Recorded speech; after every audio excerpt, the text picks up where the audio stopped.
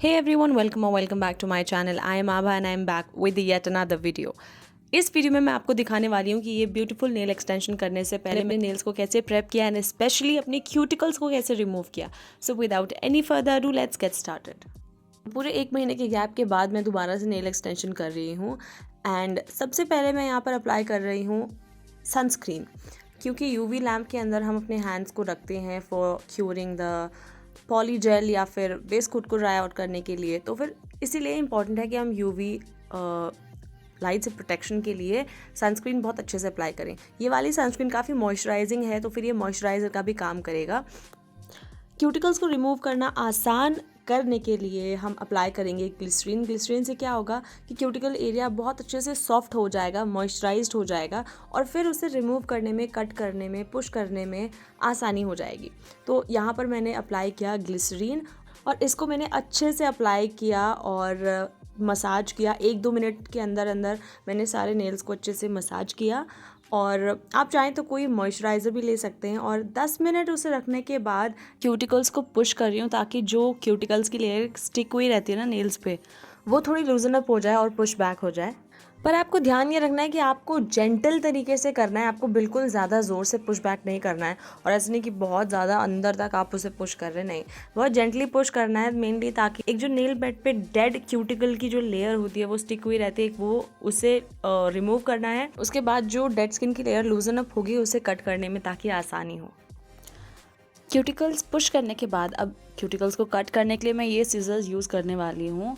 But it's not necessary कि आपको cuticles को कट करना ही है और आपको सीज़र से ही कट करना है. आप चाहें तो सिर्फ पुश भी कर सकते हैं, आप चाहें तो जो क्यूटिकल कटर वाले दूसरे टूल्स होते हैं उसको भी यूज़ कर सकते हैं. बट मैं पर्सनली सीज़र से बहुत ज़्यादा कंफर्टेबल हूँ क्योंकि मैं काफ़ी टाइम से इन सीज़र्स को यूज़ कर रही हूँ. तो यहाँ पर मैं सीज़र की टिप के साथ एक बार फिर से क्यूटिकल को लूजन अप कर रही हूँ. बट इस बात का ध्यान रखना कि अगर आप ऐसा कुछ कर रहे हैं तो फिर ये जो टूल है वो आपका बहुत ज़्यादा शार्प नहीं होना चाहिए. अभी मेरी काफ़ी पुराने सीज़र है ना, तो ये इसका जो ये टिप है ये ब्लंट हो चुका है, ये ज़्यादा शार्प नहीं है. अगर मैं शार्प उसका यूज़ करूँगी ना तो फिर यहाँ पर कट लग जाएगा या बहुत गहरा चला जाएगा, ऐसे कुछ प्रॉब्लम हो सकती है. तो प्लीज़ ऐसा कुछ करते वक्त आपको बहुत ज़्यादा ध्यान रखना है. तो हमने क्यूटिकल्स को पुश किया है और वो हल्का सा डेड स्किन की एक लेयर अलग से उभर के बाहर आ रही है, उसको कट करना है और वो कम्प्लीटली डेड स्किन है.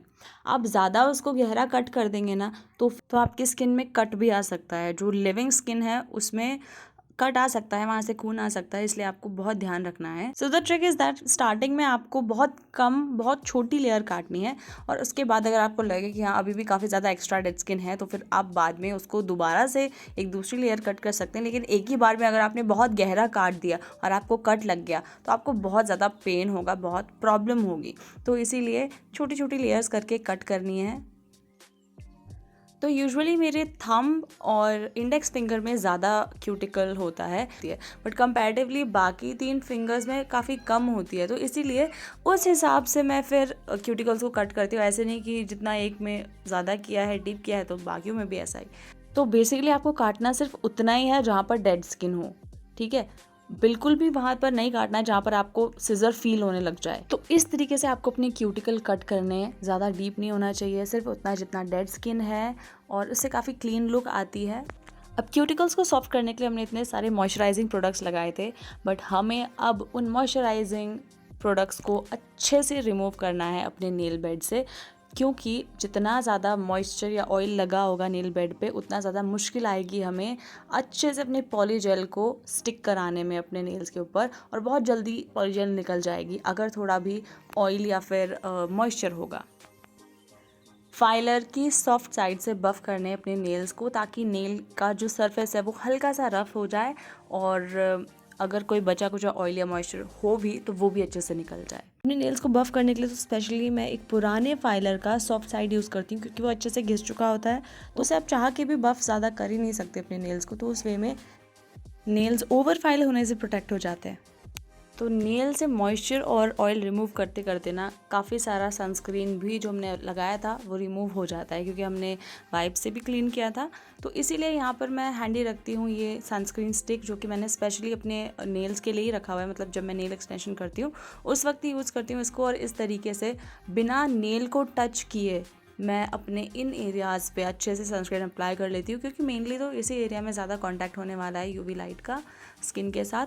तो इस तरीके से मैं अपने नेल्स को प्रिपेयर करती हूँ before doing my polygel nail extensions, जिसका फुल डिटेल ट्यूटोरियल आपको मिलेगा नेक्स्ट वीडियो में। So see you in the next video, till then bye bye.